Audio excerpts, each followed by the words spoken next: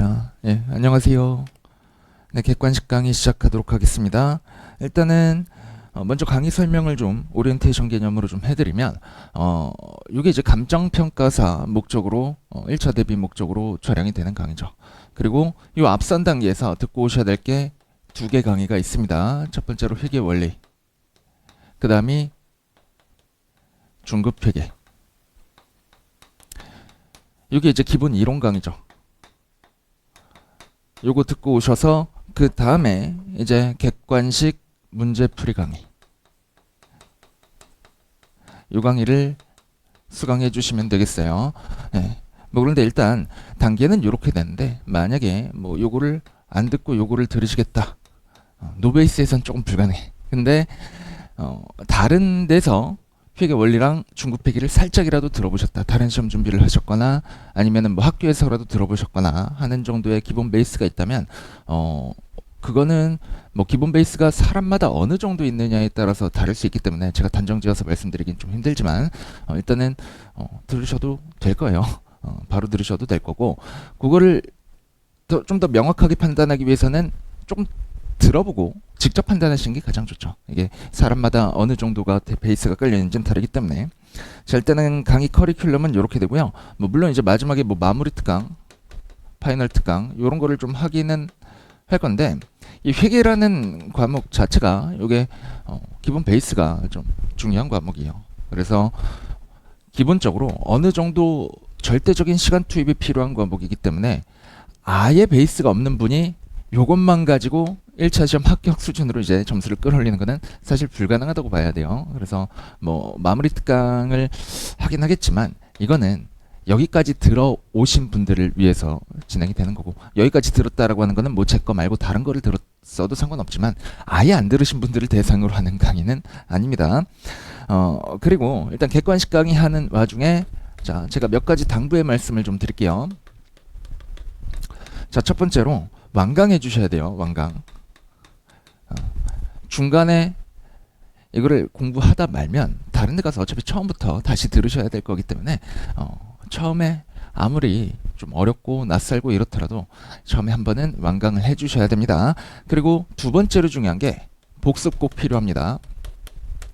이게 회계가 제가 이제 시험을 봤던 게, 저는 이제 회계사니까 회계사 시험만 생각해가지고 그거를 떠올려 보면 다른 과목에 이제 또 세법이라는 게 있었는데 그게 휘발성이 굉장히 많은 과목이거든요. 근데 그 정도 수준은 아니더라도 이 회계 역시 휘발성이 어느 정도 존재해요. 오늘 듣고 내일 다시 보면 새롭구나 이렇게 느낄 수가 있단 말이죠. 그리고 이 회계라는 게 사실 지금까지 살아오면서 겪어보지 못한 학문일 거기 때문에 굉장히 낯설죠.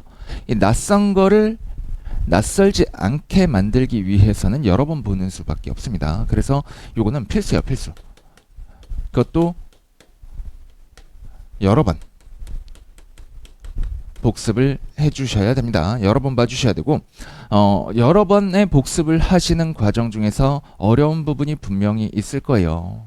그거를 어렵고 이해가 안 되는 부분을 계속 파고들면 안 돼요. 왜냐면 여러분들 그 지금 단계에서는 기초 베이스가 물론 있겠지만 어느 정도 있으시겠지만 그 완벽하게 있진 않잖아요. 그렇기 때문에 이 어느 과목이나 마찬가지야. 무슨 공부든 마찬가지인데 어떤 학문이든 처음부터 끝까지를 일단 한번 보고 다시 처음에 돌아와서 보다 보면 처음 볼 때 보이지 않던 것들이 보여요.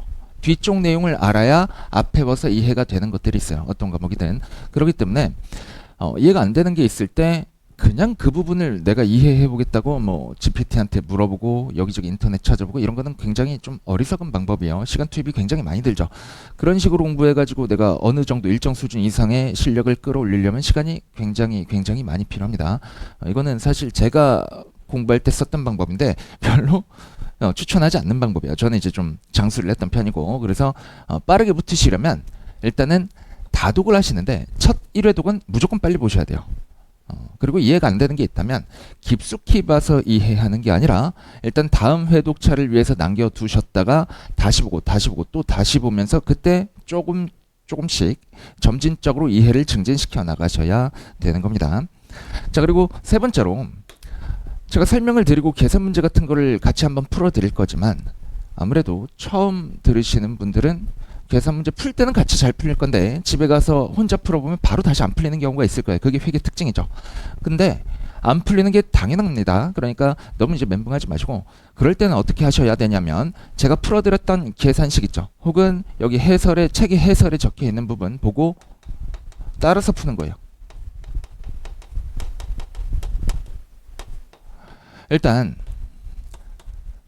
그런 말 있죠. 모방이 창조의 어머니라는 그런 말 있죠. 그렇기 때문에 여기도 마찬가지예요. 처음에 이해가 안 되고 접근할 수 없다. 그러면 아까도 비슷한 맥락에서 말씀을 드렸었는데 일단은 1회독을 빠르게 해보라는 말씀을 드렸었죠. 그거랑 비슷한 맥락인데 이거를 내가 기본 이론을 다시 찾아가면서 찾아와가지고 공부하고 와서 다시 풀겠다, 이런 어리석은 생각은 하지 마세요. 그냥 무조건 해설을 보시는 거예요. 해설 보고 제가 풀어드렸던 그 풀이를 떠올리고 필기해 두신 거 있으면 더 좋겠고, 그렇게 따라와서 풀이를 외우시면 됩니다. 풀이를 외우면 어느 정도 풀려요. 특히 이제 이 간평사 시험하고 뭐 관세사 시험하고 뭐 이런 데서 회계학이 그렇게 어렵게 출제가 되진 않거든요. 물론 이제 이 1차 시험 과목 중에서 어려운 과목이라고 경제학과 더불어서 어려운 과목이라고 듣긴 했어요. 어려운 과목이라고 들었는데 그건 이제 회계의 그 과목 특성이고, 그 회계라는 과목이 어렵게 출제되는 시험 따르고 여기서 나오는 회계가 그렇게 어려운 수준이 아니에요. 이 정도 수준의 회계는 그냥 제가 조금 과정을 못해서 말씀드리면 왁구 외우면 풀려요. 계산 문제들이. 그 왁구 제가 뭐 왁구가 좀 충실한 편이니까 물론 그렇다고 기본 이론 설명이나 뭐 이런 이해 위주의 풀이 이런 게 좀 뒤처진다는 말은 아니에요. 둘 다 훌륭한데, 근데 왁구에 있어서도 역시 훌륭하기 때문에 그런 거를 일단은 따라서 푸세요. 따라서 풀다 보면 비슷한 유형의 문제가 나오면 풀이를 외운 상태에서 비슷하게 푸시면 돼요. 여러분, 이게 사실 제가 실무하면서 감정평가사분들을 꽤 많이 만나봤는데 감정평가사분들이 회계를 쓸 일이 거의 없어요. 뭐 주로 이제 부동산 평가하시잖아요. 물론 이제 무형자산이나 이런 거 평가하시는 분들도 계시겠지만 그 무형자산 같은 거 평가할 때는 어느 정도 회계적인 지식이 조금 필요할 수 있겠는데 부동산 평가, 이게 주된 업무죠. 이런 거 할 때는 회계적인 지식이 거의 필요가 없어요. 그래서 회계를 공부하는 목적을 확실히 하셔야 됩니다. 왜 공부하는 거죠? 1차에 합격하기 위해서 하시는 거죠. 나중에 합격하고 나서 필요하면 그때 조금 더 추가적으로 공부하시면 돼요. 그렇기 때문에 우리는 합격을 위한 목적으로 공부를 하는 거기 때문에 따라서 푸시면 됩니다. 완벽한 이해를 하고 맞추거나 따라서 풀어서 맞추거나 점수는 똑같아요. 알겠죠? 그리고 공부를 할 때 주의하셔야 할 게, 자, 100%를 위한 공부를 하시면 안 됩니다. 이건 지양이에요. 다만 이제 80%를 지향하는 이런 공부를 하셔야 돼. 우리가 100점 맞아서 붙는 시험이 아니잖아요. 그리고 이 회계학 과목이 감정평가사에서 꽈락률이 굉장히 높다라고 들었거든요, 제가. 그래서 이 꽈락률이 높다라는 시험은 왜 꽈락률이 높겠어요? 일단은 기본적으로 생각을 해보면 회계학의 투입을 별로 안 하니까, 그죠? 이게 2차 과목이 없고 회계학의 투입을 안 하기 때문에 좀 꽈락률이 높다, 이렇게 생각을 할 수가 있을 것 같은데, 근데 그렇다고 하더라도 공부를 투입을 조금 덜 한다고 하더라도 아예 진짜 정말 말도 안 되는 적은 투입량이 아니라면 꽈락은 조금 오히려 힘들어요. 불합격은 있을 수 있을지언정 이것 때문에 이제 꽈락 나서 다른 과목 점수가 높은데 떨어지는 경우, 이거는 좀 제가 회계 투입을 너무 안 했다라고 볼 수가 없거든요. 그러면 이 정도 수준으로만 공부하면 꽈락은 충분히 피할 수가 있어요. 80%를 지향하면서. 그러니까 주제를 저는 물론 다 가르쳐 드리겠지만 공부하실 때 정말 이해가 안 되는 주제들은 조금 버려도 되는 거지. 한 20% 정도는. 그러니까 버리되 정답률을 90% 정도로 가져가면 돼요. 실수를 줄이면 되지. 그럼 몇 점이에요? 72점 나오죠. 그죠? 그 정도만 해도 높은 점수가 나오는데 정말 힘들면 뭐 70에 70 요 정도만 해도 꽈락은 아니잖아요. 49%니까. 그죠? 꽈락을 면하기 위한 목적에서도 일단 요 100%는 지양하시면 됩니다. 우리 합격을 위해 공부하는 거지 100점 맞고 뭐 1차 합격한 거는 어디 가서 내밀지도 못하죠. 1차 뭐 고득점으로 합격하기 위해서 공부하는 게 아니라 그냥 단순히 합격하기 위해서 공부하는 것이기 때문에 100% 지양하고 80%를 지향하는 방식으로 공부를 하셔야 돼요. 자, 그렇다라고 하면 이제 좀 오해가 생길 수가 있는데, 제가 이렇게 좀 가볍게 공부하라고 한다고 해서 여러분 고민을 안 하고 공부하면 안 됩니다. 고민이라는 거는 공부하실 때 항상 필요한 거예요. 고민 필수예요. 자, 이때 고민의 대상이 있습니다. 왜 이런 풀이가 나왔을까? 왜 이런 회계 처리가 나왔을까? 자, 이런 고민은 하셔야 돼요. 이때 이 거래에서 회계 처리가 어떻게 될까? 이런 고민은 하셔야 돼요. 왜냐면 회계학의 어떤 왁구든 간에 재무회계의 어떤 왁구든 간에 결과적으로는 회계 처리를 도식화해 놓은 것에 불과합니다. 그렇기 때문에 요거를 그 왁구들을 전부 다 이해하려면 회계 처리가 수반이 돼야 돼요. 이 회계 처리가 왜 이렇게 일어나느냐? 요거에 대한 고민은 필수적인데, 자, 왜 이런 거래를 했을까? 혹은 왜 이런 회계 기준이 생겼을까? 뭐 이런 쓸데없는 고민들은 하시는 거 아닙니다. 시험과 전혀 무관한 고민이죠. 그래서 시험의 합격과 직결되는 이런 고민들, 이런 것은 좀 필수적으로 하면서 넘어가 주셔야 되고요. 그리고 뭐 제가 이제 당부의 말씀 다 드렸고, 강의를 앞으로 하게 될 강의의 특징 같은 거를 조금 말씀드리자면, 이 책의 특징이기도 하고 제 강의의 특징이기도 한데, 제가 그 회계사 세무사 시장 쪽에서도 좀 컴팩트하게, 그러면서 좀 깊숙하게, 이게 상반되는 것 같죠. 컴팩트하면서 깊숙한 게. 근데 둘 다 충족하는 강사예요. 왜 그러냐면 그쪽에서는 제가 회계사 세무사 쪽에서는 2차 시험도 있거든요. 회계학이, 재무회계가. 근데 요 2차 시험 그리고 1차 시험을 동시에 준비하는 사람들에게 좀 목적 적합한 건 뭐냐면, 자, 종합 문제예요. 한 문제에다가 여러 주제를 끼워 넣는 거지. 이러면 문제 여러 개 풀지 않고 하나만 풀어도 여러 가지 주제를 커버할 수가 있죠. 그래서 이런 문제 사이즈 큰 종합 문제 위주로 문제집을 만들어서, 그래서 좀 컴팩트하면서도 깊숙하게 넓게 이렇게 여러 가지를 다 챙겨가는 그런 강사인데, 근데 이쪽은 1차밖에 없다 보니까, 감정평가사 쪽에서는 재무회계가 1차밖에 없다 보니까 여기서는 이런 종합 문제 같은 거 구성하지 않았고, 그리고 주로 여기 문제 보시면 감정평가사 기출이 비중이 굉장히 높습니다. 물론 이제 관세사 기출, 세무사 기출도 보다 보면 표시된 게 있을 거지만 감정평가사 기출의 비중이 굉장히 높을 거예요. 왜 그러냐면 이제 IFRS가 도입된 지가 2010년이거든요. 2010년부터 IFRS 도입돼 가지고 요거 바탕으로 시험이 출제가 되어 왔는데, 자, 2010년부터 지금 2025년이죠. 한 15년 정도죠. 24에서 25문제 정도 나오죠. 1차에서 재무회계가. 그 정도면 자, 15년, 16년 곱하기 24문제 하면 문제 수가 충분히 쌓였어요. 기존에 기출 데이터들이 충분히 있습니다. 그리고 교수님들이 출제를 하실 때, 물론 저도 이제 회계사나 세무사 시장에서 거기서 뭐 2차 GS 문제 같은 거, 어려운 문제들 이런 거 만들 때도 기존의 기출 같은 거를 좀 분석하고 거기에서 조금 변형을 하거나 문제 주제를 추가하거나 이런 식으로 문제를 만들거든요. 교수님들도 마찬가지죠. 제가 아는 교수님들이 한 두 분 계신데, 친하게 지내는 교수님이, 아는 거 말고 친한 교수님이 한 두 분 계신데, 그 두 분 다 문제를 만들 때 출제위원이에요. 둘 다 이제 회계사 세무사 출제위원이신데, 그분들도 문제를 만들 때 이제 설명서 얘기해 보면 똑같아요. 그냥 기출 문제 과거에 나왔던 거 보고 뭔가를 추가할지 이런 거를 결정한다라고 하시더라고요. 그럼 뭐예요? 결과적으로 과거 이 기출됐던 문제들이 앞으로의 출제 기조에 영향을 미친다라는 얘기예요.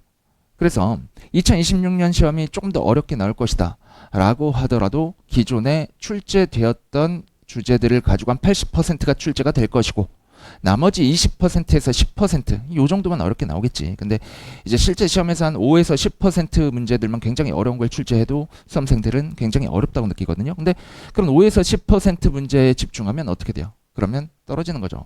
어렵게 나오는 거는 극단적으로 말해서 버리면 돼요. 우리 다 풀어야 붙는 시험이 아닙니다. 그렇기 때문에 이 과거 기출 위주로 공부하시면 되고, 출제 경향을 잘 분석하셔야 되는데, 그거 제가 문제집 잘 만들어 놓고 출제 경향 다 분석해서 강의를 해드릴 거니까 그냥 믿고 따라오시면 돼요. 제가 그렇게, 물론 회계사는 회계 전문가지만 제가 회계사 중에서도 회계 기준 이런 거를 잘 모르는 편이 아니거든요. 굉장히 좀 자신 있는 편이고, 그리고 이제 뭐 회계 법인에도 그런 퀄리티 컨트롤 팀이 있어요. QC 팀이라고 하는데, 거기서 이제 회계 감사하면서 논란 이슈가 되는 그런 주제들을 실무진과 이제 토의를 해요. 근데 제가 그 토의에서 접은 적이 거의 없는 회계사예요.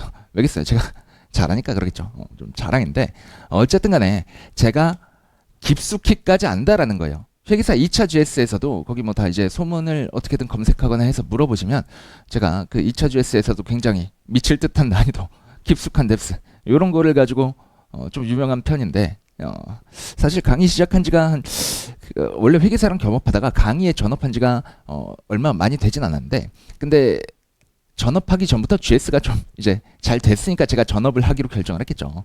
그러니까 그 GS 난이도 높은 걸로 이렇게 좀 인지도를 좀 쌓은 편인데 뭐 그렇다는 얘기는 제가 회계를 모른다는 얘기가 아니죠. 잘 아는데 요 문제집에 있는 것들, 요 문제집에 있는 거는 그렇게 어려운 문제를 싣지 않았어요. 왜 그래요? 목적적 합하지 않기 때문에 그렇습니다. 시험에 목적적 합하기 공부하셔야 돼요. 딱 요 시험 합격할 정도의 수준. 그렇다고 해서 뭐 60점 턱걸이 합격이 아니라 한 7, 80점 정도는 맞을 수 있을 정도, 재무회계에서 7, 80% 정도는 맞출 수 있으실 정도로 문제를 구성해 놨습니다. 7, 80%? 이것도 굉장히 보수적으로 한 말이에요. 사실 여기 있는 책에 있는 거 다 이해하고 나면 한 90% 이상을 맞추실 수 있을 겁니다. 근데 물론 이제 중간에 버리는 거 이런 거를 다 고려하면 60점은 그래도 넘기셔야죠. 충분히 넘길 수 있게 만들어놨으니까 그냥 믿고 따라오시면 됩니다. 알겠죠? 그리고 이제 시험 특징을 좀 말씀드리자면 이게 회계가 출제되는 시험들이 여러 개가 있죠. 그 중에 가장 어려운 게 이제 회계사 시험이고 그 다음에 이제 조금 쉬운 게 쉽다라고 하면 안 되죠. 가장 어려운 게 회계사 시험. 그 다음에 이제 회계가 좀 더 쉽게 나오는 게 세무사 시험. 그리고 그 아래 기타 등등의 시험들이 있는데 뭐 감정평가사 시험은 회계가 메인이 아니기 때문에 회계형 난이도만을 가지고 따지자면 조금 쉬운 편에 속하죠. 자, 근데 그거를 말씀드리고자 하는 게 아니고 자, 일단 여기 감정평가사 시험 있죠. 출제 기관을 아셔야 돼요. 얘는 금융감독원에서 출제해요. 주관 기관이 금감원이에요. 얘는 큐넷이죠. 산업인력공단. 그죠? 큐넷에서 시험 접수하고 뭐 그러잖아요. 거기서 이제 공지를 보고 이러잖아요. 그러면 이런 주관기관이 같은 데들끼리 문제 유형이 좀 비슷해요. 실제로 분석을 해보면 그렇습니다. 이 큐넷에서 주관하는 시험의 특징은 뭐냐면 여기 챕터 인덱스 보시면 몇 번째 챕터냐면 5번 챕터 있죠. 유무형 자산, 투자부동산, 기타 자산 있죠. 이쪽에서 출제 비중이 굉장히 높아요. 이 금감원에서 출제하는 이 회계사 시험에서는 유무형 자산 쪽 출제 비중이 그렇게 높지가 않습니다. 다른 데서 고급 회계에서도 많이 나오고 하기 때문에 그렇게 높지 않은데 이 큐넷에서 내는 시험들은 유무형 자산 쪽에서 그 챕터 5의 내용들의 출제 비중이 굉장히 높고 그리고 또 출제 비중 높은 쪽이 뭐 재고 자산 이쪽도 좀 높을 것이고 뭐 차입원가 자본화 이런 데도 좀 나오고 금융 자산도 조금 나오고 뭐 여러 가지가 복합적인데 근데 가장 출제가 많이 되는 게 이 큐넷에서 출제하는 시험의 경우에는 유무형 자산, 투자 부동산, 기타 자산 이쪽 챕터예요. 그러니까 이 챕터는 꼭 챙겨 가셔야겠죠. 그리고 이 얘기를 하는 목적은 뭐냐면 자 참고 목적으로 다른 시험 문제, 다른 시험의 기출 문제들을 분석한다라고 할 때 얘는 보지 말라는 거예요. 출제 기조가 달라요. 문제 유형도 달라요. 문제 사이즈가 좀 크고 그리고 원론적인 문제가 나와요. 근데 이쪽 시험에서는 이런 시험에서는 문제가 좀 사이즈가 작아요. 사이즈가 작으면서 가끔 이제 폭탄 문제가 떨어지면 오히려 이 회계사 시험에서도 안 나오는 아주 지엽적인 데서 나와요. 왜 그러겠어요? 문제를 짜잘짜잘하게 내다 보니까 내다가 그래도 좀 어렵게 만들어야겠는데 평균 점수를 어느 정도 맞춰줘야 되잖아. 그죠? 이렇게 표준 편차를 맞춰줘야 되잖아요. 이게 가장 적합한 예쁜 모양이잖아요. 그거 맞추기 위해서 이제 어려운 거 내시는 거죠. 그럼 폭탄 같은 문제 나오면 그거 푸셔야 돼요? 안 푸는 거예요. 그거 제끼고 넘어가시면 되는 겁니다. 그래서 일단은 기출을 분석하시려고 하면 세무사 기출, 감정평가사 기출, 그리고 뭐 관세사 기출 있죠. 요 세 개 정도만 분석을 해주시면 돼요. 물론 이제 세무사 시험은 2차에도 회계가 있기 때문에 요 둘보다는 조금 어려워요. 좀 많이 어려울 텐데 1차는 그래도 어느 정도 2차는 조금 그래도 수준이 있지만 이게 좀 1차는 감정평가사 관세사보다 조금 어려운 수준이거든. 그러니까 세무사 시험까지는 기출 분석을 한번 해볼 만합니다. 물론 제가 분석 다 해서 필요한 것들은 책에 실어드렸는데 혹시나 기출 원문이 보고 싶으신 분들은 요 3개 시험 정도 비교하시면 된다 라는 말씀을 좀 드리고 그리고 이제 기준서가 2010년에 이제 도입이 됐고 IFRS가 도입이 됐고 중간에 개정이 몇 번 있었어요. 그래서 큰 개정이 있었던 애가 2019년입니다. 그래서 보시려면 2020년도 거부터 보세요.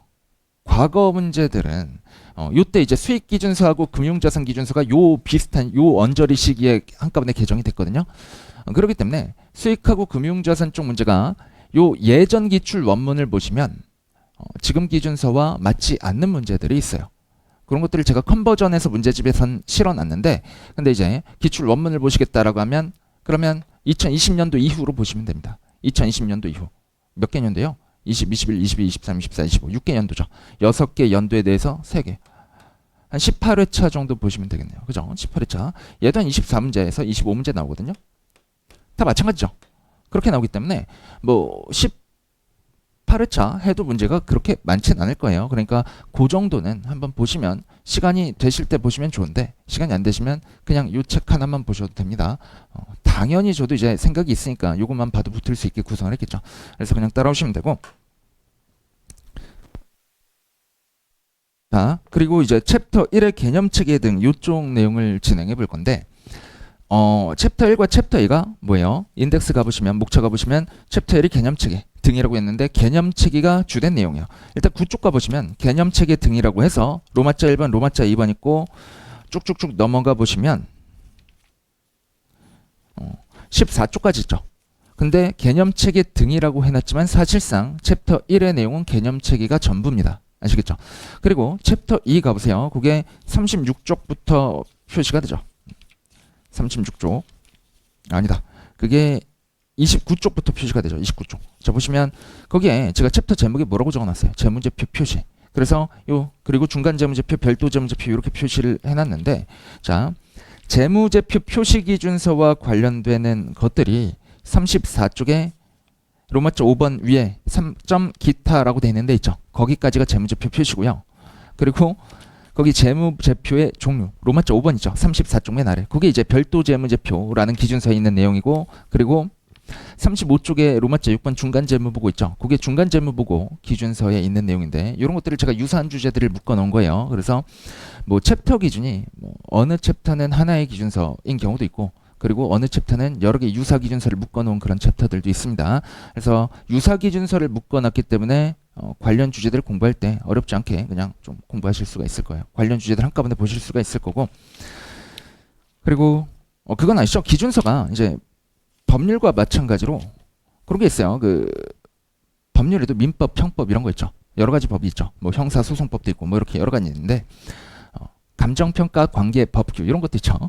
근데 이제 회계 기준서도 마찬가지예요. 재고자산 기준서 따로, 뭐 이제 농림업 기준서 따로, 유형자산 기준서 따로 기준서가 따로 있습니다. 그래서 기준서가 하나가 아니라 여러 개다라는 말씀을 좀 드리고 싶고, 그 전체를 통합해서 IFRS라고 부르는 거예요. 자, 그리고 IFRS에서 9쪽 펴세요. 챕터 1 개념체계 등 펴놓고 이제 들으시면 되는데, IFRS에서 가장 먼저 나오는 게 개념체계예요. 개념체계. 근데 이 개념체계는 기준서가 아닙니다. 여기 나와있죠. 개념체계는 기준서가 아니야. 자, 지금 요 내용들 보실 때 제가 중요한 거는 파란색으로 다 해놨어요. 그러니까 그냥 쓱 보시면 되고, 제가 중간중간에 밑줄을 쳐드리는 것도 필요한 거는 제가 밑줄 치라고 할 거니까 그거는 밑줄은 알아서 치시면 돼요. 안 치셔도 되고. 다만 이제 필기 중에서 제가 꼭 해달라고 하는 필기들만 옮겨 적으시면 되고요. 밑줄은 굳이 뭐 제가 이미 다 해놨기 때문에 그냥 필요하신 분만 알아서 치세요. 자, 파란색 글씨 보시면 개념체계는 회계 기준이 아니다 라고 돼 있죠. 그럼 개념체계는 왜 있는 거예요? 개념체계를 이제 요 책 한 권에 비교해 보자면 앞쪽에 목차와 머릿말 있죠. 그거에 해당되는 겁니다. 책 전체를 하나의 기준서로 보면 개념체계는 목차와 머릿말에 해당하는 거예요. 그리고 학문적 측면에서 접근해 보면 이제 회계 기준을 제정하고 개정하고 이럴 수가 있겠죠. 회계 기준이라는 건 이제 우리 문과잖아요. 문과적인 학문은 전부 다 사회적인 약속인 거죠. 이거는 사회적인 약속이 변경되면 변경될 수 있잖아요. 회계 기준도 마찬가지고 법률도 마찬가지죠. 이런 것들은 언제든지 바뀔 수가 있는데, 바뀔 때 너무 뜬금없이 바뀌면 안 되잖아요. 그죠? 그래서 학문적 체계가 어느 정도 있어야 되기 때문에 그 회계의 전반적인 그런 학문적 기초 같은 거를 적어 놓은 게 개념체계입니다. 머리말 같은 거라고 보시면 돼요. 알겠죠? 그래서 개념체계는 회계 기준이 아니다라는 말씀을 좀 먼저 드리고, 그리고 그 뒤에 문장 보세요. 따라서 이 개념체계의 어떠한 내용도 회계 기준이나 회계 기준의 요구사항에 우선하지 아니한다라고 했습니다. 이게 무슨 말이에요? 이제 챕터 2에서부터 나오는 내용들은 전부 다 기준서에 있는 내용이거든요. 자, 그 IFRS 가보시면 개념체계는 기준서 번호가 부여되어 있지 않아요. 기준서가 아니기 때문에 그렇습니다. 그리고 챕터 2부터 나오는 내용들은 전부 다 기준서에 있는 내용이라서 챕터 1의 내용과 챕터 2 이후의 내용이 상충되면 뭐가 우선 적용되는 거예요? 기준서가 우선 적용되는 거예요. 아시겠죠? 여러분 책을 기준으로 생각해도 제가 머리말에다가 공부는 이렇게 해라 이렇게 해라 이렇게 적어놓을 수 있잖아요. 그죠? 그리고 개별 챕터의 문제풀이 과정 중에서 이 문제는 이렇게 풀어라 이렇게 적어놓을 수가 있잖아요. 그 두 개가 상충되면 뭐에 따라 문제 푸는 거예요? 문제풀이 방법에다가 그쪽 해설에다가 적어놓은 그 방법에 따라 문제 푸는 거죠. 마찬가지입니다. 자, 개념책의 어떠한 내용도 회계기준이나 회계기준의 요구사항이 우선되지 않고 두 개가 상충되면 기준서가 우선 적용되는 거예요. 자, 그러면 요거의 대표적인 사례가 뭐가 있냐면 자, 10쪽 가보세요. 유효한 재무정보의 질적 특성이라고 돼 있죠. 요거는 요 정도 이제 기본 강의 들으셨으면 어느 정도 기억하실 텐데 기억이 안 되시면 기억이 안 나시거나 뭐 처음 듣는 분은 그냥 참고로만 들으시면 됩니다. 자, 회계라는 게 뭐예요? 경제적 사건을 기록하는 수단이죠. 기록하는 수단이죠. 그 기록하기 위한 요건이 뭐죠?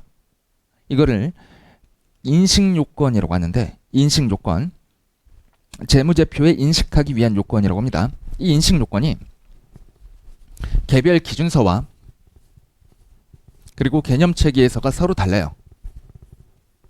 지금 인식요건에 대한 얘기가 갑자기 나왔는데 이 얘기를 왜 하는 거냐면 자, 개념체계와 기준서가 상충하면 기준서가 우선 적용된다라고 했죠. 자, 개념체계에서는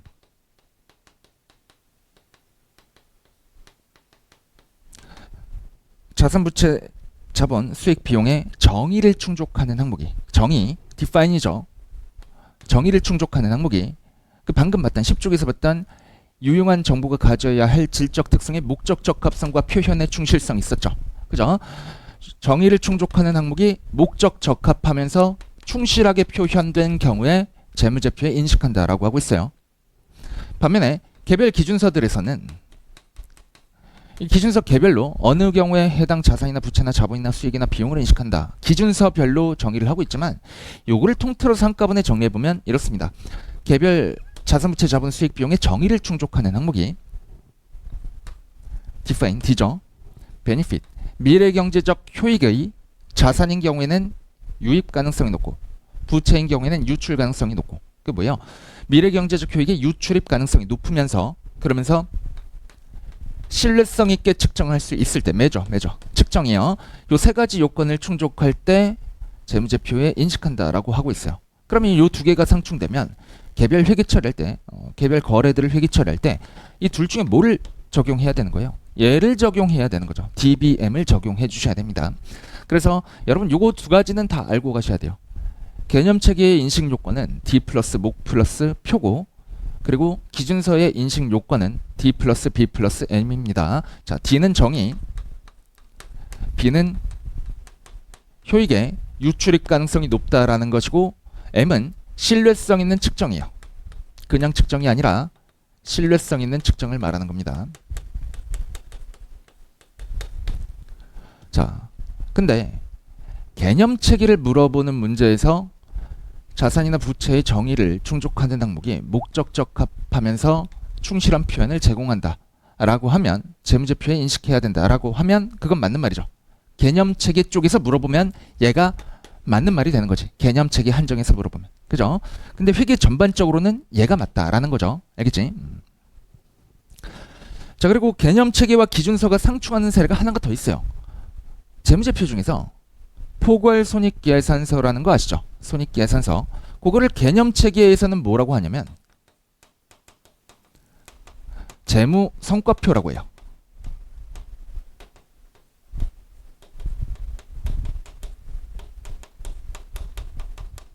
근데 챕터 2에서 나오는 재무제표 표시 있죠? 기준서거든요. 그냥 기준서라고 적을게요. 기준서에서는 얘를 포괄손익계산서라고 하죠.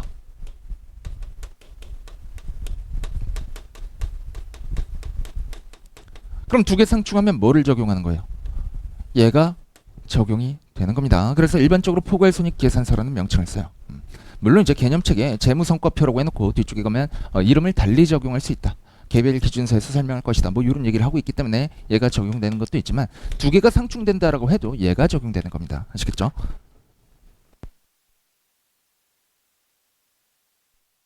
자, 여기 2번 보시면 이제 일반 목적 재무보고의 목적을 달성하기 위해서 회계기준위원회는 개념책의 관점에서 벗어난 요구사항을 정하는 경우가 있을 수 있다라는 거예요. 그렇겠지. 일반 목적 재무보고라는 게 뭐죠? 그림 그리면서 설명을 해드릴 건데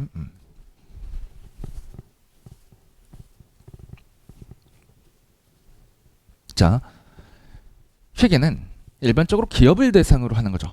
그래서 기업 회계라는 말을 많이 하죠. 물론 이제 정부도 회계를 하기 때문에 정부 회계라는 것도 있고 회계사 시험에서는 이 정부 회계도 나옵니다. 그리고 뭐 여러 가지 다른 그 뭐 공익거래 집단 이런 데들의 공익법인들의 회계 기준도 따로 있고 뭐 이런데 그리고 뭐 개별 증권회사나 아니면 자산운용사나 벤처 창업 투자 회사나 뭐 이런 데들도 회계 기준이 따로 있는데 뭐 그들 어차피 다 기업이죠. 그리고 회계의 주된 대상은 정부나 아니면 개인이 아니라 기업이라고 하는 거예요. 그래서 일반적으로 기업 회계라는 말을 하죠. 자, 그러면 기업의 내부에 누가 있죠? 종업원과 경영자가 있죠. 그죠? 외부에 정보 이용자들이 주된 사람들이 누가 있어요? 주주와 채권자가 있죠.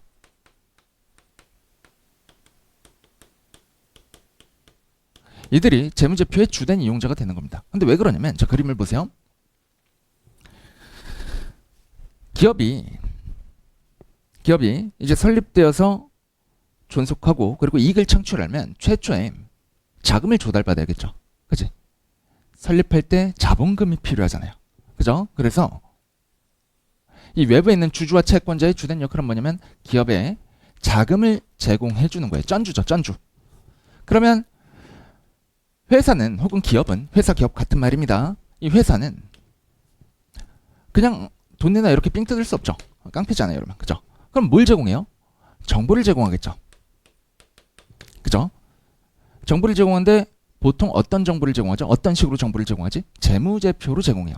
그리고 재무제표를 제공하고 뭐 추가 자료나 아니면 설명 등을 통해서 우리가 이렇게 설립되었고 이렇게 뭐 자산들을 가지고 있고 초기 설립 단계에서는 앞으로 이렇게 할 것이라는 그런 미래 전망만 얘기하고 가지고 있는 건 없겠지만 어쨌든 이렇게 사업을 할 계획이니까 우리에게 투자해주면 니네 투자금을 불려줄게.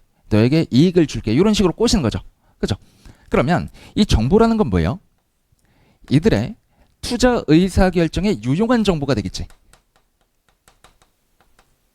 그죠? 이 유용한 정보를 제공하는 게 일반 목적 재무보고의 목적이에요. 회계의 목적이기도 하고. 그죠? 자, 그럼 이 유용한 정보를 어떤 식으로 제공하죠? 재무제표를 통해서 제공합니다. 근데 재무제표 전에 재무보고를 통해서 제공을 하죠.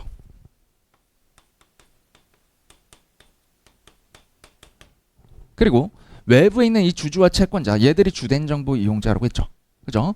이들을 위해서 만들어지는 재무제표를 우리가 일반 목적 재무보고라고 해요. 이들을 위해서 하는 재무보고를 일반 목적 재무보고라고 해요.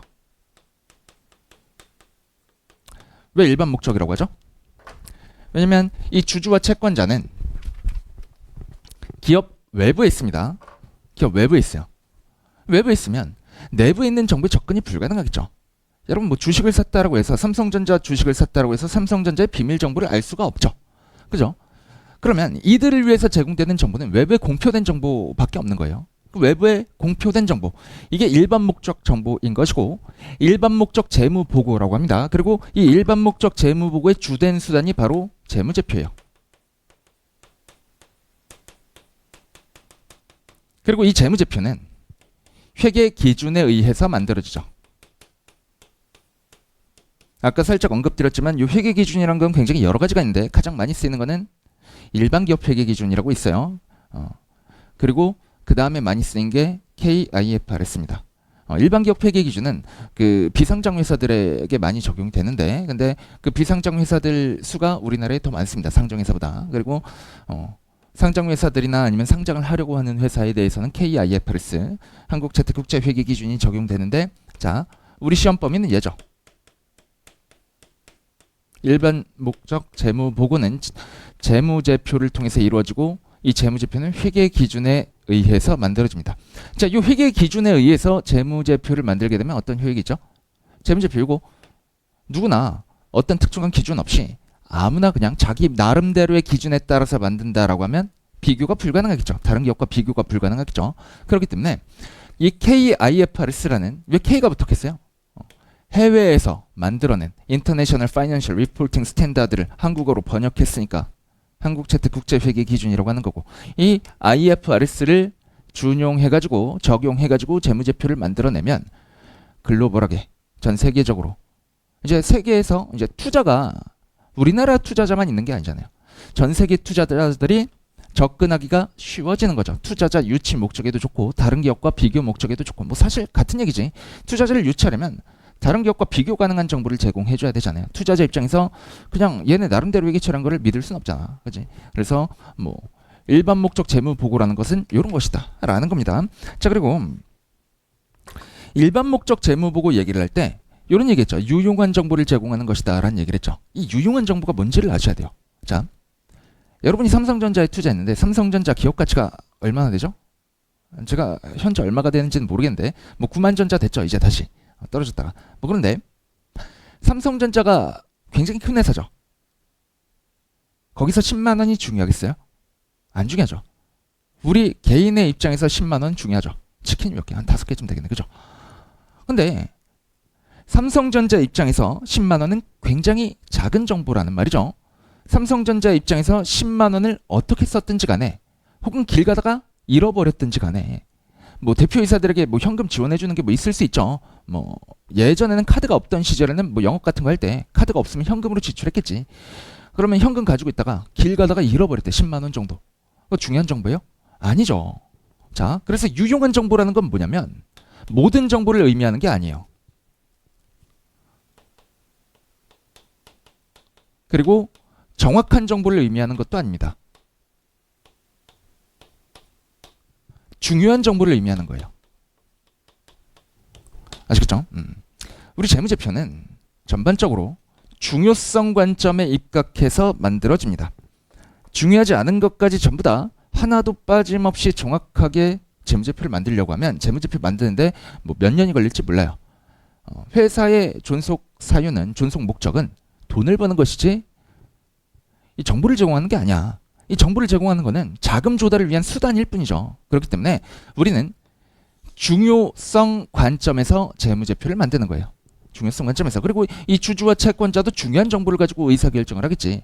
뭐 삼성전자가 길 가다가, 삼성전자 누가 길 가다가 회사 돈 10만 원 잃어버렸다고 해서 그거 가지고 투자 의사결정이 바뀔까? 그렇지 않죠. 자, 제가 중요한 얘기 했는데 투자 의사결정이 바뀔까라는 얘기를 했죠. 이 정보를 알 때, 그리고 모를 때 투자 의사결정에 영향을 미친다면, 알았으면 투자하는데 몰랐으면 투자를 안 한다. 혹은 알았으면 투자하지 않는데 몰라서 투자했다. 이런 정보를 우리가 목적 적합한 정보라고 해요. 알겠죠? 나중에 나올 겁니다.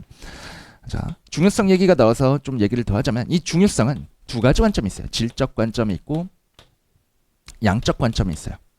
나중에 이 중요성도 상세하게 나올 건데, 제가 방금 그 10만 원이 삼성전자 입장에서 중요하지 않다고 했죠. 그 양적만 따진 거예요. 근데 10만 원이 길 가다 잃어버린 게 아니고 대표이사가 횡령했대.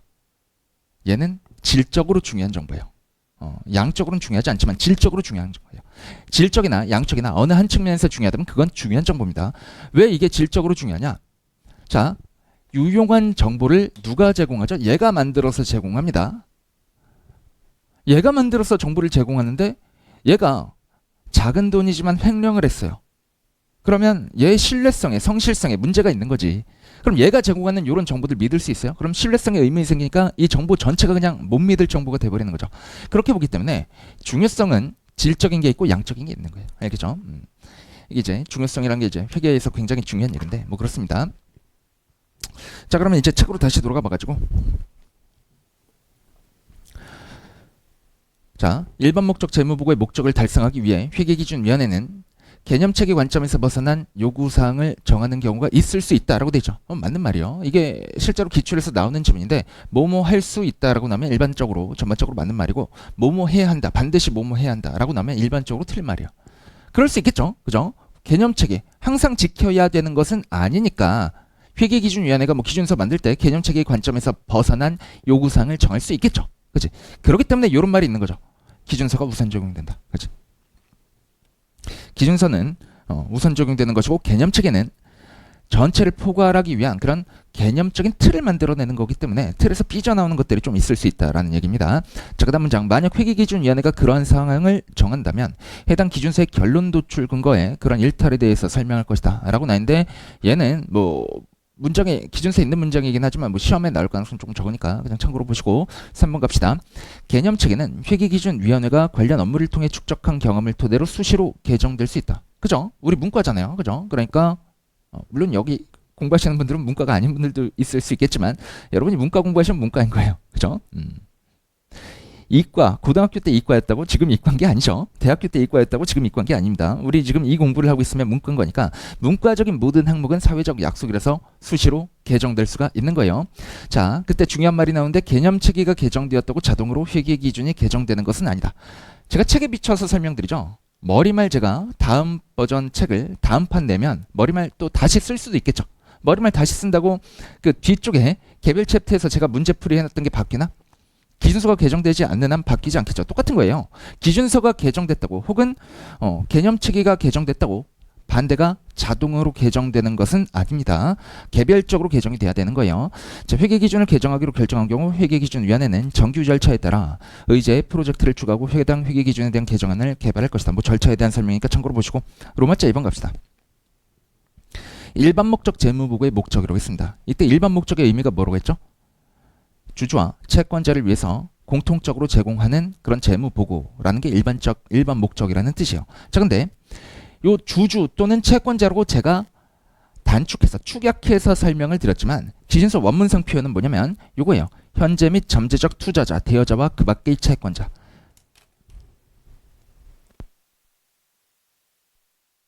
여기에 좀 이제 중복되는 표현인데 투자자는 채권 투자자와 주식 투자자 모두를 포함하는 개념이죠. 근데 기준서에서 보통 이제 투자자라고 말하면 얘는 주식 투자자를 말해요. 그리고 대여자와 그 밖의 채권자 얘는 뭐 똑같은 얘기죠. 얘는 진짜로 돈 빌려준 사람. 그 밖의 채권자는 뭐예요? 돈을 빌려주지 않고 물건을 팔았는데 외상으로 팔았을 경우에 기업에게서 받을 돈이 있을 수가 있죠. 그런 경우에도 채권자가 되는 거니까 뭐 기타의 채권자다 이런 말을 하는 겁니다. 그래서 이런 게 투자자, 대여자, 채권자의 의미고 그거보다 중요한 표현이 얘예요. 잠재적, 현재 및 잠재적. 그러니까 현재 주주와 채권자뿐만 아니라 미래의 주주와 채권자를 위해서도 정보가 제공되어야 한다라는 겁니다. 왜 그래요? 우리가 투자 의사결정에 목적적 적합한 정보를 제공하기 위해서 재무보고라는 것을 하는 것인데 이 투자 의사결정이라는 것은 가장 처음이 뭐예요? 살지 말지 결정하는 거죠. 사고 나면 계속 부여할지 팔지 결정하는 거죠. 그렇기 때문에 잠재적 투자자, 대여자, 그 밖의 채권자라는 것은 살지 말지 고민하는 사람을 말하는 거지. 그러니까 얘네들도 정보 이용자가 되는 겁니다. 주된 정보 이용자는 현재 및 잠재적 투자자, 대여자, 그 밖의 채권자예요. 알겠죠? 이들이 기업의 자원을 제공하는 것과 관련된 의사결정을 할 때 유용한 보고기업 재무 정보를 제공하는 것. 이게 일반 목적 재무보고의 목적입니다. 2번 보세요. 자, 많은 현재 및 잠재적 투자자, 대여자, 그 밖의 채권자는 정보를 제공하도록 보고기업에 직접 요구할 수 없고 그들이 필요로 하는 재무정보의 많은 부분을 일반 목적 재무보고서에 의존해야만 한다. 맞는 말이죠.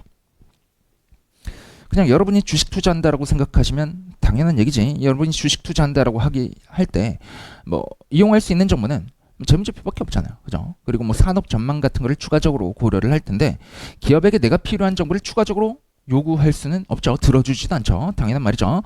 자, 그 이용자들은 예를 들어 일반 경제적 상황 및 기대, 정치적 사건과 정치 풍토, 산업 및 기업 전망과 같은 다른 원천에서 입수한 관련 정보를 고려할 필요가 있다라고 나옵니다. 그리고 이어서 4번 바로 읽어보시면 요 3번의 두 번째 문장과 이어서 읽으셔야 되는데 일반 목적 재무보고서는 보고기업의 가치를 보여주기 위해 고안된 것이 아니고 그러나 그것은 현재 및 잠재적 투자자, 대여자와 그 밖의 채권자가 보고기업의 가치를 추정하는 데 도움이 되는 정보를 제공한다. 이런 말이 나와 있어요. 자, 요거에 대한 설명을 좀 드릴 건데 우리 회계 원리에서 이런 거 배우셨을 겁니다. 재무회계와 원가회계 차이 배우셨을 건데 그 차이 중에 가장 큰 게 뭐냐면 원가관리회계죠.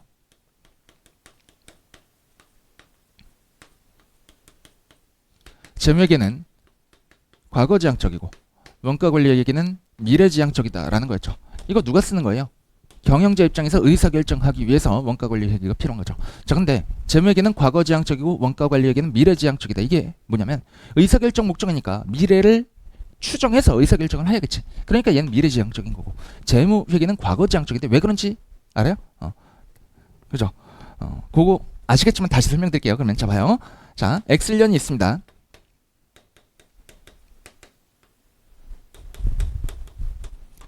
재무제표는 요 기간과 요 기간 말에 대해서 작성하는 거죠. 보고기간 말의 재무상태표와 보고기간에 대한 포괄손익계산서 자본변동표 현금으로표 그리고 보고기간 말과 보고기간에 대한 주석 이렇게 5가지가 한 세트지. 자, 그러면 이 X년에 대한 재무제표를 만들 때 언제부터 만들기 시작하냐면 X2년 1월 1일부터 만들어요. 왜 그러냐면 X1년 재무제표라는 거는 X1년 12월 31일까지의 거래가 모두 반영된 재무제표를 말해요. 그러니까 X1년 12월 31일 정5에 종이 딱 치기 전까지 그 전까지 일어난 거래를 모두 반영해야 되기 때문에 만들어지는 시점은 아무리 빨라도 X2년 초인 거예요. 그러면 만들어지는 순간부터 얘는 과거 정보죠. 그지? 과거 정보인데 그러면 이 과거 정보를 재무제표에 담고 있다라고 해서 보고기업의 가치를 추정하는 데 도움이 되지 않느냐라고 하면 그건 또 아니다라는 거야. 자, 왜 그러냐면 여러분 그 밸류에이션 할 때 가장 기초가 되는 게 재무제표예요. 기업가치 평가 같은 거를 할 때 여러분 그 감정평가사 공부하시니까 아무래도 그런 거 좀 익숙하실 텐데 밸류에이션 쪽이 좀 익숙하실 텐데 부동산 말고 기업도 가치평가를 합니다. 주로 회계사들이 많이 하는데 그럼 기업가치평가 할 때 가장 많이 이용되는 정보가 재무제표예요. 자, 이 과거 정보들 있죠. X0년, 그 전에 X9년, 그 전에 X8년 뭐 이런 정보가 있을 거잖아요. 재무제표에. 그럼 얘는 과거에 실제로 일어났던 사실들을 경제적으로 기록한 거지. 그럼 경제적 사실들을 회계적으로 기록해서 재무제표를 만들어냈던 거죠. 자, 과거의 추세 같은 거를 분석하면 앞으로 미래에 어느 정도의 이익을 창출할 수 있을지 이런 거를 좀 어느 정도 추정이 가능하겠지. 그렇기 때문에 이 과거 정보를 이용해서 미래를 추정하고 미래를 추정한다는 얘기는 여기서 미래 예상 현금 흐름을 추정하는 거예요. 미래 예상 현금 흐름을 추정하고 그거를 적절한 할인율로 할인해서 기업 가치를 추정하는 거죠. 그래서 기업 가치에 추정이 되는 정보를 제공할 수는 기업 가치 추정에 도움이 되는 정보를 제공을 할 수는 있는 거예요. 재무제표가. 하지만 이 재무제표 자체가 기업의 가치를 보여주는 것은 아니죠. 실제로 재무제표 열어보시면 자산 빼기 부채가 총자본이죠. 그죠? 이 재무제표에 있는 총자본 이거 장부금액이죠. 장부금액은 뭐냐면 재무제표에 기록되어 있는 숫자를 장부금액이라고 합니다. 근데 얘가 실제로 주식시장에서 거래되고 있는 기업의 주식 시가총액과 일치하냐? 라고 하면 일치하지 않죠. 일반적으로 일치하지 않아요. 왜냐면 이 시가총액에는 기업의 미래 전망 정보가 포함되어 있기 때문이죠. 미래에 얼마나 성장할지 아니면 얼마나 축소될지 이런 것들이 전부 다 반영되어 있기 때문에 얘 장부금액과 시가총액은 서로 다른 것이죠. 그래서 자, 여기 다시 보시면 일반 목적 재무 보고서라고 하면 얘는 재무제표 말하는 거예요. 이 재무제표는 보고기업의 가치를 보여주기 위해서 고안된 것은 아니죠. 맞는 말이요. 이 재무제표 자체가 가치를 보여주는 것은 아니지만 그러나 두 번째 문장 그러나 그것은 현재 및 잠재적 투자자, 대여자와 그 밖의 채권자, 주된 정보 이용자죠. 이런 주된 정보 이용자가 보고기업의 가치를 추정하는데 도움이 되는 정보를 제공할 수는 있죠. 이제 맞는 말인 거 읽히시죠? 자, 그럼 5번 갑시다. 각 주요 이용자 정보 수요는 그리고 욕구는 다르고 상충되기도 한다. 그러겠지. 어떤 식으로 달려요? 주주는 나한테 배당을 얼마나 줄 수 있을지 그리고 얘가 주가가 얼마나 상승할지 이런 거에 초점이 되는 그런 정보를 원할 것이고 채권자는 내가 1년을 목적으로 1년 만기로 돈을 빌려줬다면 얘가 1년 안에 갚을 수 있을 것인가 유동성이 충분한가 이런 거 위주로 정보를 파악하겠죠. 그렇기 때문에 욕구는 다르고 상충되기도 한다라는 말이요. 자, 회계기준위원회는 회계기준을 제정할 때 최대 다수의 주요 이용자 수요를 충족하는 정보를 제공하기 위해 노력할 것이다. 이런 말 나오면 도덕적으로 맞는 말이죠. 얘를 제가 설명드리려고 했는데 설명드릴 수가 없어요. 그냥 맞는 말. 알겠죠? 자, 그러나 공통된 정보 수요에 초점을 맞춘다고 해서 보고기업으로 하여금 주요 이용자의 특정 일부 집단에게 가장 유용한 추가 정보를 포함하지 못하게 하는 것은 아니다라는 말이 있어요. 자, 회계기준위원회가 회계기준서에 명시한 필수적으로 제공해야 되는 정보들이 있습니다. 걔네들은 반드시 재무제표가 담고 있어야 돼요. 근데 거기에 더해서 추가적인 정보를 제공할지 말지 여부는 그거는 기업이 선택하는 거야. 알겠죠? 필수 정보를 제공하는 거는 의무죠. 근데 추가 정보는 제공해도 되고 안 해도 되는 겁니다. 다만 이제 재무제표를 통해서 무언가 추가 정보를 제공하려고 하면 걔는 IFRS에 근거해서 추가 정보를 제공해야겠죠. 회계 기준에 근거한 정보를 제공해야 되는 겁니다.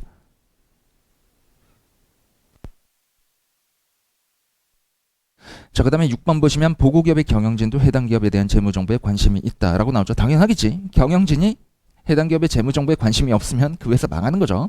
자, 그러나 경영진은 필요로 하는 재무정보를 내부에서 구할 수 있기 때문에 일반 목적 재무보고서에 의존할 필요가 없다라고 하면 얘는 맞는 말이죠. 경영진은 일반 목적 재무보고서 물론 봅니다. 재무제표 보고 중요하게 생각해요. 하지만 거기에만 의존할 필요는 없죠. 내부 관리 목적의 회계 정보가 기업 안에 더 많을 거기 때문에 거기에 의존할 필요는 없다라고 하면 맞는 말이에요. 자, 그리고 다음 페이지 넘어가 보시면 유용한 재무정보의 질적 특성이 나와요. 자, 유용한 재무정보라는 게 어디서 나왔었죠? 요거죠. 자금을 제공받으면 그 반대급부로 주주와 채권자, 현재 및 잠재적 주주와 채권자에게 유용한 정보를 제공해야 된다고 했어요. 이때 정보가 유용한 재무정보를 말하는 거예요. 자, 그럼 다시 와보시면 유용한 재무정보가 되기 위해서 가져야 할 정보의 특성을 우리가 질적 특성이라고 해요. 유용한 재무정보가 되기 위해서 가져야 할 정보의 특성을 우리가 질적 특성이라고 합니다. 그리고 이 질적 특성은 근본적 질적 특성과 보강적 질적 특성 두 가지로 나뉩니다. 자, 그러면 이 근본적과 보강적 질적 특성에 대한 얘기를 하기에 앞서서 요 위에 세 줄을 좀 먼저 볼게요. 유용한 재무정보의 질적 특성은 그 밖의 방법으로 제공되는 재무정보뿐만 아니라 재무제표에서 제공되는 재무정보에도 적용된다라는 거예요. 우리 회계는 재무제표 기준으로 모든 설명이 돼 있지만 이 개념책에서 유용한 재무정보의 질적 특성, 얘는 재무제표에만 적용되는 게 아니라 모든 정보에 다 적용이 되는 그런 개념이에요. 알겠죠? 회사가 제공하는 모든 정보에 유용한 재무정보의 질적 특성이라는 개념이 적용이 됩니다. 마찬가지로 포괄적 제약 요인인 원가도 똑같이 재무제표 말고 다른 정보들에 대해서도 적용이 돼요. 이 문장은 시험 문제로 나올 수가 있습니다. OX 문제로. 여러분 제가 이 책의 특징을 보시면 이론형 문제들 있죠. 걔를 이제 책을 좀 얇게 만들기 위해서 어떤 짓을 해놨냐면 문제 지문들을 하나하나 쪼갰어요.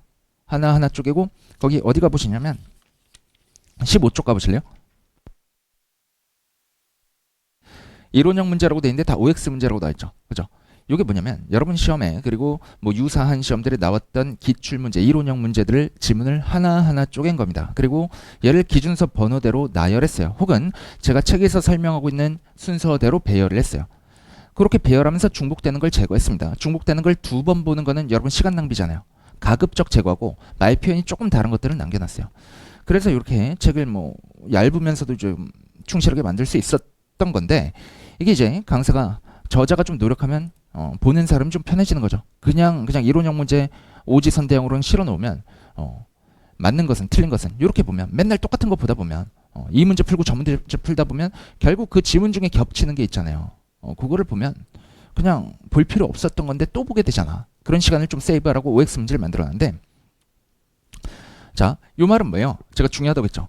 얘는 이론형 문제로 나올 수가 있다란 말이죠. 그죠? 이론형 문제로 나올 수가 있습니다. 그리고 요 질적 특성에 대한 내용들이 개념체계 쪽에서 가장 중요한 내용이요. 시험에서 가장 자주 나오는 내용입니다. 자, 그러면 질적 특성에 뭐라고 했었는지 한 번만 다시 짚고 갈게요. 질적 특성은 유용한 재무 정보가 가져야 할 속성이라고 했습니다. 그리고 그 질적 특성은 근본적인 것과 보강적인 것으로 구분이 됩니다. 자, 근본적 질적 특성은 앞글자 따세요. 목적 적합성과 표현의 충실성 두 가지가 있습니다. 근본적 질적 특성에는 목표가 있어요. 목표. 근본적 질적 특성이 궁극적인 목표인 거예요. 알겠죠?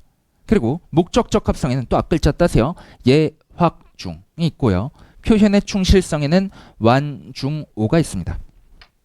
목적 적합성과 표현의 충실성을 구성하는 속성들도 각각 세 가지씩 있는 거예요. 자, 목적 적합성에는 예측가치, 확인가치, 중요성이 있고 요거 좀 이따가 상세하게 설명할 겁니다. 표현의 충실성에는 완전성, 중립성, 그리고 오류 없는 표현이 있습니다. 자, 그렇고 그 아래쪽 보시면 근본적 질적 특성이라는 건 뭐냐면, 자, 보세요. 여기 써놓은 거 목적 적합성과 표현의 충실성 모두를 충족하는 경우에, 자, 목표 모두를 충족하는 경우에 재무제표에 인식하는 거예요. 요거 아까 제가 설명을 드렸죠. 인식 조건이 개념체계와 개별 기준서들에서 다르다고 했죠. 개념체계에서는 정의를 충족하는 항목이, 자산부채 자본 수익 비용의 정의를 충족하는 항목이 목표를 충족하는 경우에, 목적 적합하면서 표현의 충실성을 충족하는 경우에 재무제표에 인식한다라고 했었고, 기준서들에서는 정의를 충족하는 항목이 D였죠. D. 미래경제적 효익의 유출입 가능성이 높으면서 신뢰성 있는 측정이 가능할 때, 측정은 M이었죠. DBM을 충족할 때 재무제표에 인식한다라고 했었습니다. 그래서 이런 말이 나오는 거예요. 목적 적합하면서 표현에 충실한 정보를 재무제표에 인식하는 겁니다. 아시겠죠? 자, 그리고 또 보강적 질적 특성이라는 게 있는데 얘도 앞글자 따세요. 네 가지입니다. 비검적리에요.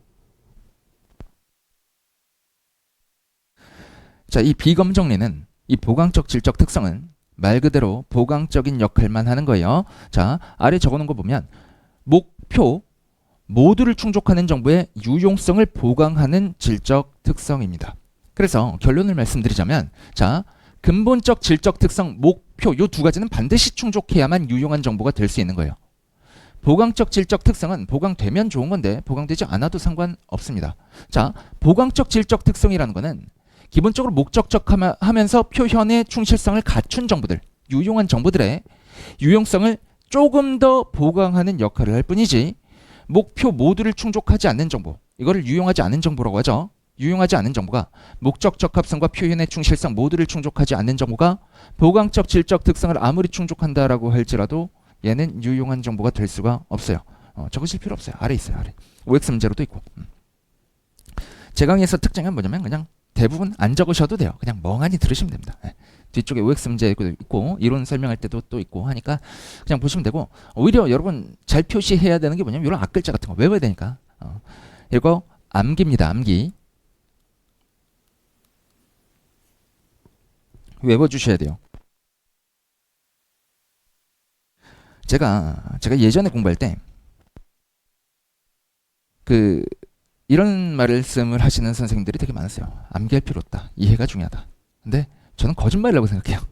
이제 붙고 나서 보니까 그거 되게 거짓말이더라고요. 여러분, 그 1 더하기 1이 2인 것도 사실 우리 암기에서 알고 있는 거예요. 암기를 계속하고 익숙해지다 보면 내가 이해하고 있다는 착각을 하는 것이지, 이게 진짜로 이해했나? 나는 1 더하기 1이 2인 거를 증명을 할 수는 없을 것 같은데, 뭐 그렇습니다. 그러니까 암기하라고 하는 거는 반드시 암기해 주셔야 돼요. 암기는 공부에서 필수예요. 필수. 알겠죠? 암기는 필수인데 물론 제가 암기를 최소화해드리기 위한 역할은 좀 할 겁니다. 근데 얘는 암기예요. 앞글자 따드는 거 외워주시고, 저 아래쪽에 별표시 1번 봅시다. 근본적 질적 특성에 여기 별표시 있었고 얘에 대한 추가적인 설명이죠.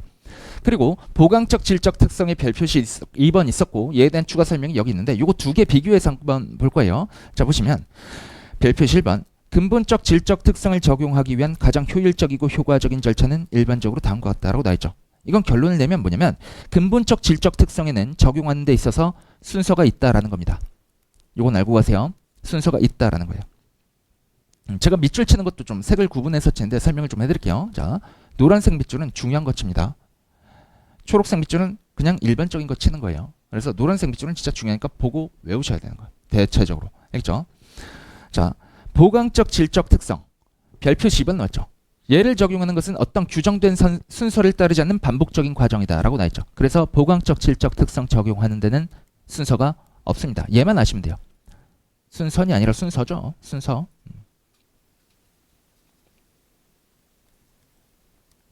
이거는 알고 가셔야 됩니다. 반면에 여기 별 표시 1번 안에 양고로 1, 2, 3번 있죠. 얘는 순서가 이러한 것이다. 이러한 순서로 적용을 한다라는 것이지 얘를 외우실 필요는 없어요. 안 보셔도 됩니다. 근본적 질적 특성 적용에는 순서가 있고 보강적 질적 특성 적용에는 순서가 없다라는 것만 알고 가시면 돼요. 알겠죠? 자, 그리고 별 표시 3번 갑시다. 여기 어디 붙어 있었냐면 여기죠.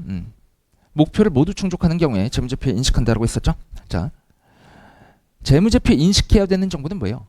유용한 정보죠. 유용한 정보를 재무제표에 담아서 정보 이용자들에게 제공해줘야 되는 거죠. 그래서 이 별 표시 3번 보시면 목적 적합하지 않은 현상에 대한 표현 충실성과 목적 적합한 현상에 대한 충실하지 못한 표현 모두 이용자들이 좋은 결정을 내리는 데 도움이 되지 못한다. 이런 게 기준서 원문입니다. 그럼 뭐예요? 목표를 모두 충족해야 유용한 정보라는 것이지. 목적 적합성만 충족하거나 아니면 표현의 충실성만 충족하거나 어느 한쪽만 충족한다라고 하는 것은 유용한 정보가 되지 못한다라는 거예요. 이게 뭐 별다른 새로운 얘기가 아니에요. 기본적으로 너무 상식적인 얘기예요. 왜 그러냐면 자, 여러분 여러분이 요 계산기를 하나 저는 이제 회계학 계산기를 쓰니까 쌀집 계산기 쓰지만 여러분 뭐 계산기를 쓰는 거 계시죠? 가지고 계시죠? 뭐 그런 거를 하나 산다고 생각을 해봐요.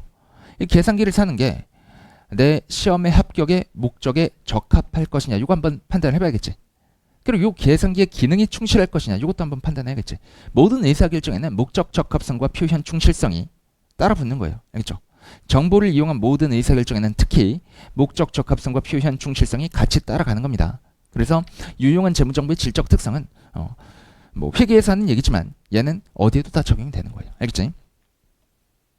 자, 별표시 4번 볼게요. 그거는 어디에 대한 얘기냐면 요거 검증 가능성에 대한 얘기죠. 자, 여기 와보시면 자, 검증 가능성이라는 것은 합리적인 판단력이 있고 독립적인 서로 다른 관찰자가 어떤 서술이 충실한 표현이라는 것에 있어서 비록 완전히 의견이 일치하지는 않더라도 합의에 이를 수 있다라는 것을 말한다. 요거 이제 여러분 간평사들 공부하시는 간평 목적으로 생각을 해보면 부동산 가치평가를 한다고 해봐요. 부동산 가치평가에서 보고서 하나 발행했어요. 제가 그 보고서 되게 많이 받았거든요. 그 부동산 가치평가 보고서를 받았을 때 다른 어떤 A라는 감정평가사가 부동산 가치평가 보고서를 발행했습니다. 그럼 이게 검증 가능하려면 어때야 돼요? 검증 가능하다는 것은 다른 감정평가사가 B라는 감정평가사가 이 A가 발행한 보고서를 봤을 때 여기에 뭐라고 하죠? 투입 자료들, 그 가치 평가하기 위해서 투입된 자료들, 그게 타당하고, 그리고 평가 방법이 타당해서 그 투입 자료와 평가 방법을 가지고 어느 정도 완전히 의견이 일치하진 않더라도 유사한 금액에 도달할 수 있다라는 것이 이제 검증 가능하다라는 뜻이죠. 그죠? 그래서 이런 것도 별다른 얘기가 아니에요. 검증 가능성이라는 거는 이제 정보 이용자 목적, 정보 이용자 입장에서 정보 이용자가 누구였죠? 현재 및 잠재적 투자자 그리고 채권자, 대여자 이런 사람들 말하는 거지. 이런 사람들 입장에서 어떤 서술이 충실한 표현이라는 것에 대해서 반드시 의견이 완전히 일치하진 않더라도 합의에 이를 수 있다면 그것은 검증 가능한 것이다 라는 말이야. 알겠죠? 그 다음 문장도 봐요. 계량화된 정보가 뭐죠? 정보엔 두 가지 종류가 있습니다. 수치로서 표현되는 계량 정보가 있고 비계량적 서술 정보도 있죠. 숫자로 표시되는 정보와 아닌 정보를 계량화된 정보와 그렇지 않은 정보라고 보시면 돼요. 그래서 계량화된 정보, 숫자 정보가 검증 가능하기 위해서 단일 점추정치어야 할 필요는 없다라는 거예요. 관련된 범위나 확률도 검증이 될 수가 있습니다. 그러겠죠. 여러분이 만약에 부동산 가치 평가를 한다라고 할 때 이 부동산의 가격은 어느 정도 선에서 머물 것으로 예상이 됩니다. 라고 하면 걔도 검증이 될 수 있겠지. 뭐 그러겠죠. 자, 별표시 5번 이것도 봅시다. 보강적 질적 특성 관련된 얘기인데 보강적 질적 특성은 만약 어떤 두 가지 방법이 모두 현상에 대해서 동일하게 목적 적합한 정보이고 동일하게 충실한 표현을 제공하는 것이라면 이 두 가지 방법 가운데 어느 방법을 그 현상의 서술에 사용해야 할지를 결정하는 데에도 도움을 줄 수 있다라고 돼 있죠. 이 얘기가 뭐예요? 보강적 질적 특성은 기본적으로 목적 적합성과 표현 충실성 모두를 충족하는 정보에 대해서 적용이 되어야 한다라는 겁니다. 알겠죠? 그래서 근본적 질적 특성 두 가지를 모두 충족하는 정보에 대해서 그 정보의 유용성을 보강해 주는 것이 보강적 질적 특성이다라는 거예요. 시간이 좀 많이 지나가지고 쉬었다 할까 좀 고민되는데 잘라서 갑시다. 잠깐 쉬었다가 이제 여기 들어가면 목적 적합성, 즉 근본적 질적 특성 세부 내용이죠. 여기 들어가면 이제 또 1시간 정도 해야 되거든요. 그러니까 조금 쉬었다가 이어서 가도록 하겠습니다.